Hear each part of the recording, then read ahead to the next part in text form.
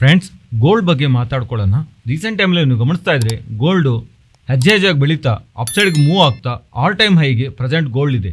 Last time all time ಹೈಗೆ gold 2020ನಲ್ಲಿ 56,200ಗೆ ಮೂವ್ ಆಗಿದೆಯಲ್ಲ. ಪ್ರೆಸೆಂಟ್ ಗೋಲ್ಡ್ ಫ್ಯೂಚರ್ಸು 56,500 ಹತ್ರ ಟ್ರೇಡ್ ಆಗ್ತಿದೆ. ಅಂಡ್ ಕೇವಲ ಈ ಜಾನ್ವರಿ ಮಂತಲ್ಲಿ 4% ಹತ್ರ ಗೋಲ್ಡ್ ಪ್ರೈಸಸ್ ಬೆಳೀತಾ ಇದ್ರೆ ಎಂಟೈರ್ 2022ನಲ್ಲಿ 12% ಹತ್ರ ಗೋಲ್ಡ್ ಪ್ರೈಸಸ್ ಬೆಳೆದಿದೆ. ರುಪಿ ಡಿಪ್ರಿಷಿಯೇಟ್ ಆಗ್ತಾ ಇರೋದು ಅಂಡ್ ಇಂಡಿಯನ್ ಗೋಲ್ಡ್ ಪ್ರೈಸಸ್ ಅಪ್ಸೈಡ್ಗೆ ಮೂವ್ ಆಗ್ತಿದೆ.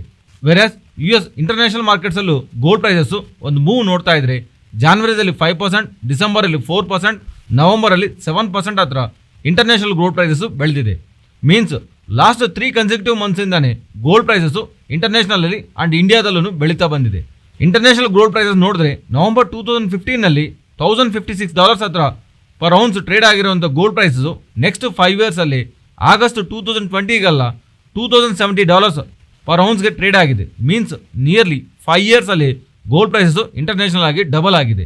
ಅಂಡ್ ಪರ್ಟಿಕ್ಯುಲರ್ ಆಗಿ ರೀಸೆಂಟ್ ಟೈಮಲ್ಲಿ ಗೋಲ್ಡ್ ಪ್ರೈಸಸ್ ರ್ಯಾಲಿ ಆಗ್ತಾ ಇರೋದು ಬ್ಯಾಕ್ ಇರೋಂಥ main reason dollar index 7 months ಲೋಗೆ ಫಾಲ್ ಆಗ್ತಾ ಇರೋದು, ಇನ್ಫ್ಲೇಷನ್ ರೇಟೆಡ್ ಆಗಿ ಬರ್ತಿರೋಂಥ ಅಪ್ಡೇಟ್ಸು ಅಂಡ್ ಇವನ್ ಫೆಡ್ ಅವರು ಇನ್ನು ದೊಡ್ಡದಾಗಿ ಬಡ್ಡಿ ರೇಟ್ಗಳು ಜಾಸ್ತಿ ಮಾಡಲ್ಲ ಅಂತ ಎಕ್ಸ್ಪೆಕ್ಟೇಷನ್ಸು ಇವೆಲ್ಲಾನು ರೀಸೆಂಟ್ ಟೈಮ್ಸಲ್ಲಿ ಗೋಲ್ಡ್ ಪ್ರೈಸ್ ಮೂವ್ಗೆ ಒಂದು ರೀಸನ್ ಅನ್ನೋ ಥರ. ಅಂಡ್ ಹಾಗೆ ಇಂಡಿಯಾದಲ್ಲಿ ಪರ್ಟಿಕ್ಯುಲರ್ ಆಗಿ ವೆಡ್ಡಿಂಗ್ ಸೀಸನ್ ಸ್ಟಾರ್ಟ್ ಆಗ್ತಾ ಇರೋದಕ್ಕೆ ಗೋಲ್ಡ್ ಡಿಮ್ಯಾಂಡ್ಗೆ ಇಂಪಾರ್ಟೆಂಟ್ ರೀಸನ್. ಬಿಕಾಸ್ ಎಂಟೈರ್ ಇಂಡಿಯಾದಲ್ಲಿ ಡಿಮ್ಯಾಂಡು 50% ಆಫ್ ದಿ ಗೋಲ್ಡ್ ಅನ್ನೋದು ಮ್ಯಾರೇಜಸ್ಗೆ ಹೋಗುತ್ತೆ.